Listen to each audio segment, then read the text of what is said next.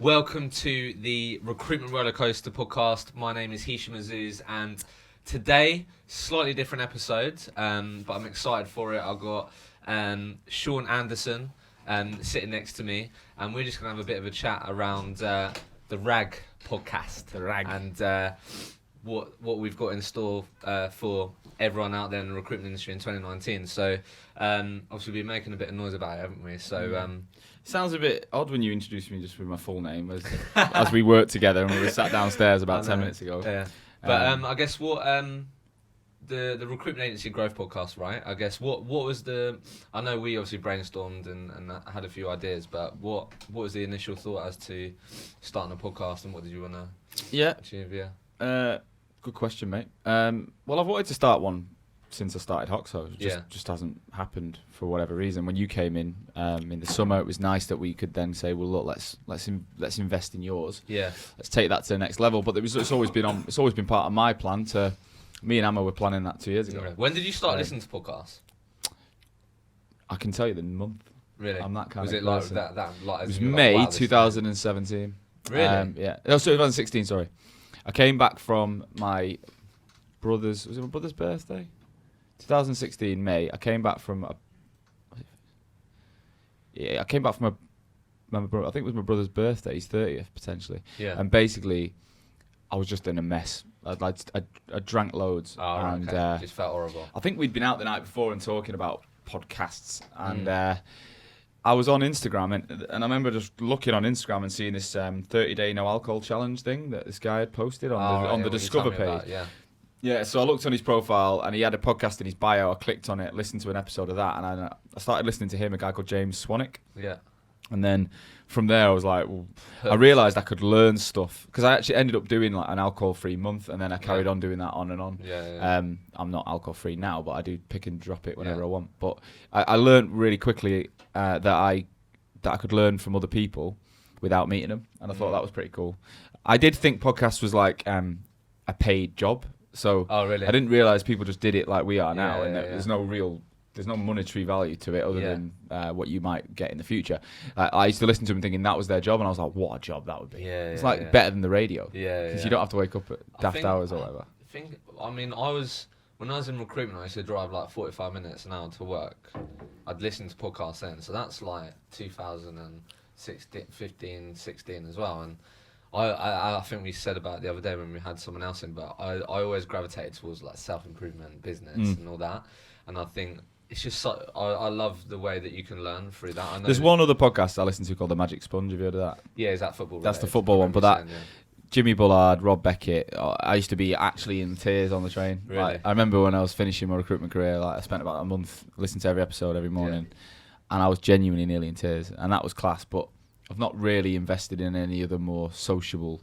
Mine have all been self-improvement, business related. Obviously, the Joe Rogan, like, he has a real mixture of guests, but there's some real. He has a lot of stand-up comedians on there.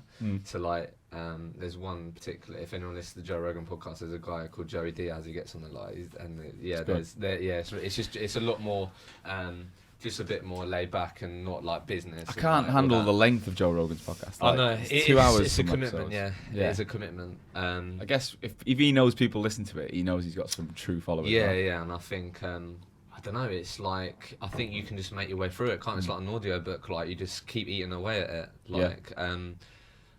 But yeah, so the Recruitment Agency Growth Podcast then, what's like the intention behind that? So you always wanted to start one? Yeah, I think it goes back to, I've said it to a few people over the last 2 years since I've been talking to recruiters all day, is I think there's what you do is brilliant with the recruitment rollercoaster, because again, it's the highs and lows of the industry. It's hearing everyone's got a story of how they entered the industry and what they've done. Narrative. Yeah, it's like you name it, from the CEO to the guy who's just walked in the door. We've all had a different experience. Yeah. And actually, there isn't enough good quality content out there for people to share when they're thinking about getting someone into their organisation. Yeah.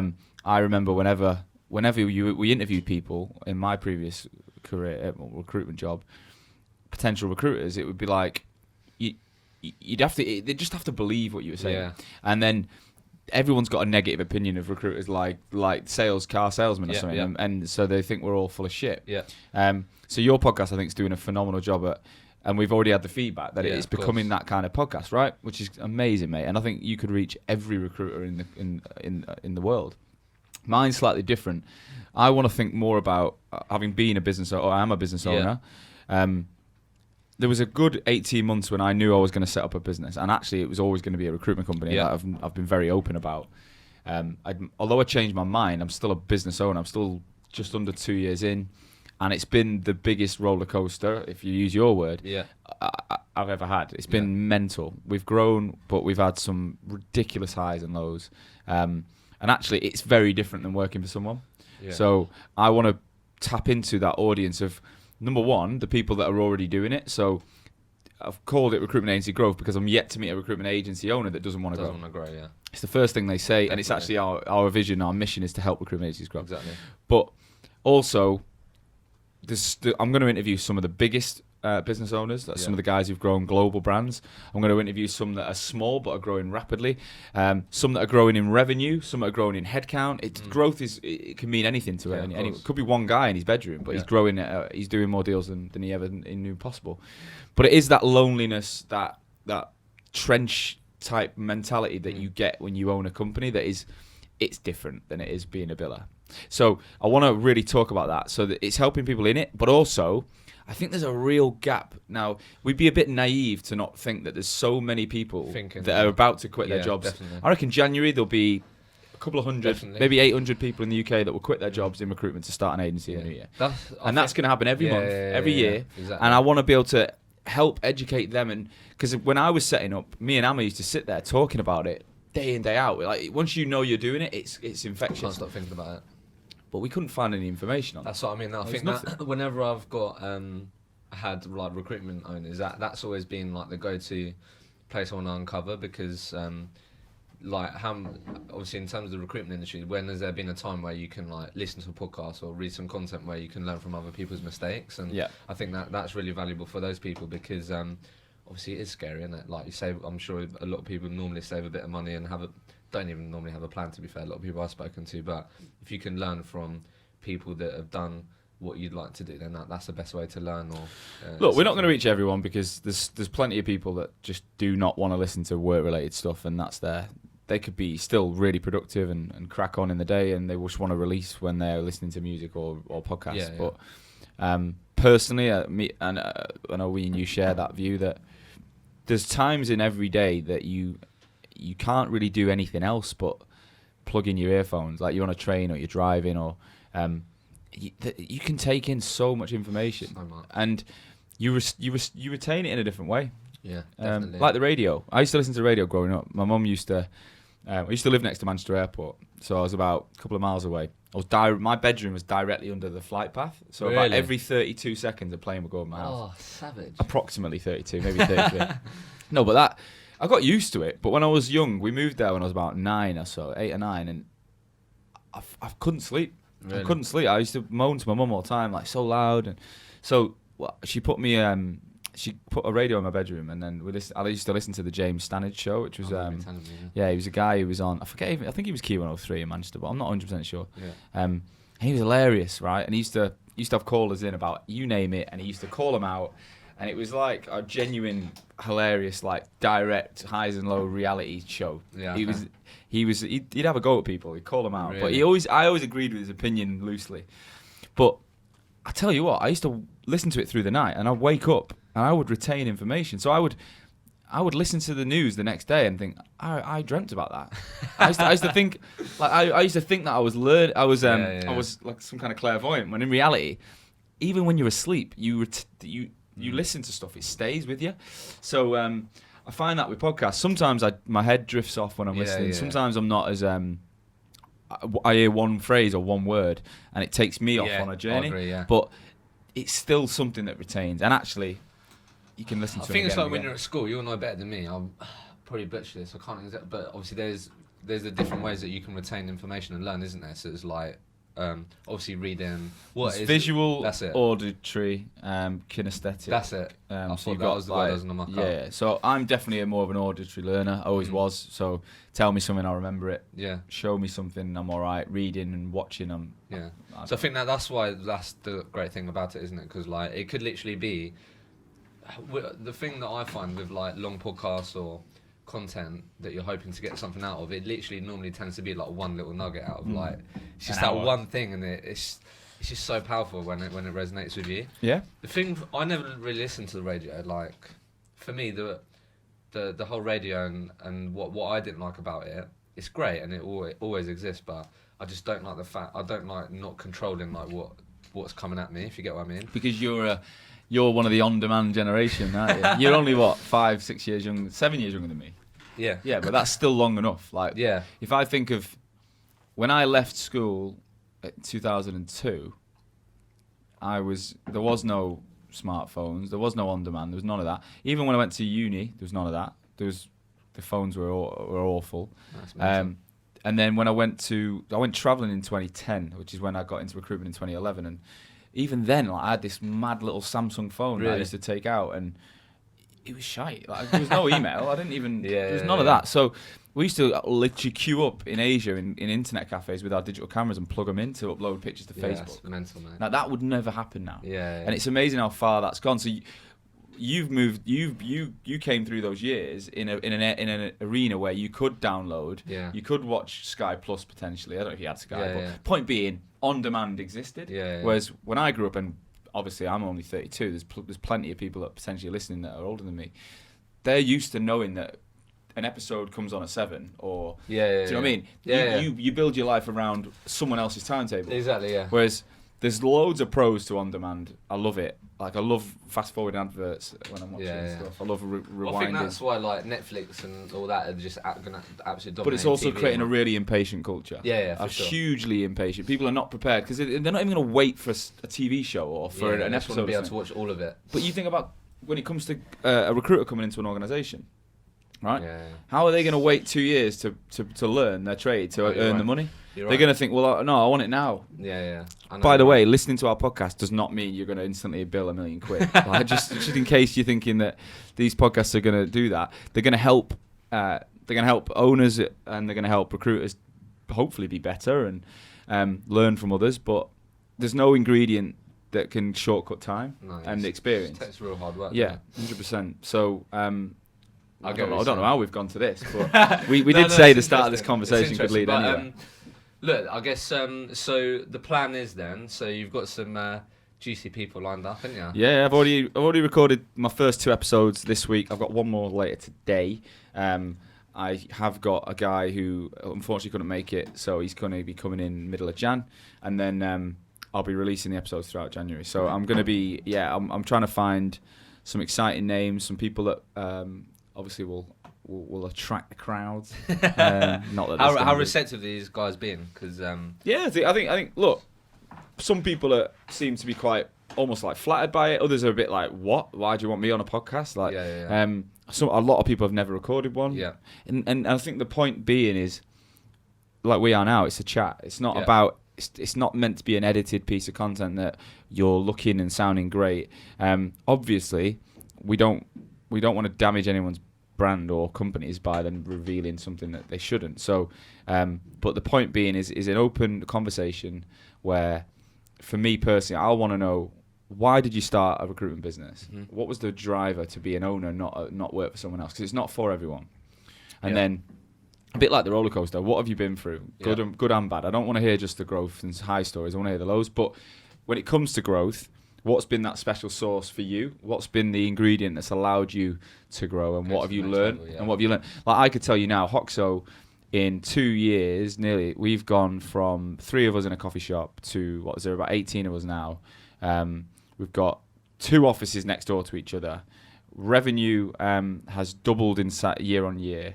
Like, it sounds great, but it's actually like there's way more pressure. Now we've grown than there were before. Yeah, for sure. I go to bed now worried about stuff I didn't even think about 12 months ago, 18 months ago. So growth as well doesn't always mean life's better. It can come. It comes at a price, right? I want to reveal that, because for some people, actually having a business where they just chill and forget the word chill. Actually, they're comfortable with being small and remaining as a kind of 1-man band or 5-man band or whatever. That's okay too. Yeah, 100%. But if you don't know what the reality of a high growth, big size business sounds like and feels like, then how do you know if you want it? Whereas if you hear some stories and people tell the truth, it might make your life easier to say, do you know what, I'm going to stay as I am, or that's for me in the future. Yeah.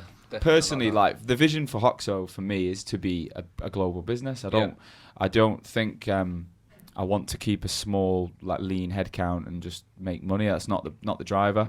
I think the recruitment industry needs it. I think we obviously are practitioners of inbound marketing. That's the kind of that's the DNA that goes through what we do, but only exclusively working with the recruitment agencies. And we know from being recruiters and obviously spending as much time as we do in the industry that it's still a very outbound industry. Massively, it's ridiculously old school in the way that we go out to market, we phone individuals one-on-one, and we rely on tactics that worked 20 years ago, and they still work. And we're not saying they don't, but time is changing. I still think it'll always work, but I think it's kind of, you used to drive through Manchester city centre from north to south, and it took 45 minutes, right? To get from my mum's to my dad's house, it used to take us 45 minutes. Yeah. Then they made the ring road, which is the M60, and you can get there in 22 minutes. You can still get there in 45 minutes if you want to go the old way. Yeah. You're still going to get there, but I can get there in 22 minutes now, right? Yeah. So that's kind of the attitude where I think, had we not done what we've done with our brand and basically created a complete inbound business at Hoxo, we'd still have grown. I'd still have won business. Yeah. We'd still have survived, but would we got there as quick as we have? No chance. Yeah. And actually, it's more fun. Like, I absolutely love having conversation with people that have had some form of relationship with your brand before they've spoke to you. It's a different. It is. It's completely different. Completely different. It's a bit like when someone's referred to you. Yeah. When someone phoned me up as a recruiter and said, Sean, I've just spoke to XYZ and they've said you did a great job in the past. I'd love to talk to you about this vacancy or my career or whatever, right? That was a much nicer conversation. How better was that than conversation? Ringing someone out of the blue. And as I was comfortable with either, but I'd always take the referral, right? Yeah. And I think most recruitment businesses or any sales, and they always tended to be, I know there'll be a stat out there, but I remember my director always just said, like, how much more chance of that being a successful relationship if that's placing them, if that's getting a job on, if it come from referral, right? Yeah. So I think that's a huge thing as well, isn't it? So for me, to make the industry better, stronger, survive, people talk about this whole Armageddon of recruitment. I'm completely, I don't believe that, and I also don't want that to happen. No. So we are completely behind the recruitment agency industry to grow. But for that to happen, we've obviously got to reach more than people than the UK. And at the moment, our client base is UK and Ireland. We've got one client now just branching off into France. We're having conversations in San Francisco, in Sydney. So we should by early next year, have a global reach. Exciting, yeah. But I then want offices on the ground in different locations. I want to open in the US, in Australia, in Asia Pacific, in the Middle East and Africa. That's the plan. But I've never done that. So I'm going to try and one thing for me personally, I'm going to interview people that have, and it might be recruitment. Yeah, you'll learn from it as well. But I'll learn from it, right? Love it. And also, we will not work with every recruitment company. That's never going to happen. I'm comfortable with that. But this podcast and our content could potentially reach every recruitment company. Hopefully. There's no limit to it. So, well, I bet you'll do pretty well at it. So let's. So that's the exciting thing. I think 2019 onwards. Yeah, we're going to be louder than we've ever been. Yeah, hopefully. Well, I don't think you can get much louder, mate. Yeah. Well, 2019 then, the RAG podcast. We're going to be going live in January, sharing some episodes. Yeah, if obviously if you follow or you listen to this podcast, the roller coaster, then I'll be on the same Spotify, Apple Podcasts. Yeah, just listen to it online. And if you wanted to reach out to me, two places I spend most time are LinkedIn and Instagram. So obviously Sean Anderson, SEAN on LinkedIn. Look out for my big grey head. Do you know what? I got a message off a recruiter the other day who asked me again if I'm dyeing it, and if so, what product am I using? Because she loved it. I was like, this is becoming a joke. I used to be shit scared of telling people I was going grey. Anyway, I'm on LinkedIn a lot, but also my Instagram, which is Sean Anderson Hoxo, is an open. I've got an open profile. Follow me or direct message me on either, and I'll come back to you. Yeah. If you want to be on this show, if you want to appear on the RAG, then there has to be some form of growth story to tell, Yeah. and ideally you're leading or owning a recruitment agency. If you're a recruiter or a manager and you want to tell a similar story, then the Recruitment Rollercoaster is the place for you with Hishem. Yeah. But we've hopefully got you all covered in 2019. Yeah. So how you'll be able to get on both our shows is at the bottom of the page of our podcast page. It'll be about inquiring on the show, and then me and you can get in touch. Yeah, fill the form in. We get an email straight away. At the moment, there is just me and Hishem managing this, so you're not gonna get through to any big team. I can pretend I've got like 1 million assistants, but we haven't. No, it's just Sean, we've just made our own cup of coffee as well. Yeah, we have. We're just not big time enough yet. Yeah, but no, it's exciting for you, mate, and really excited.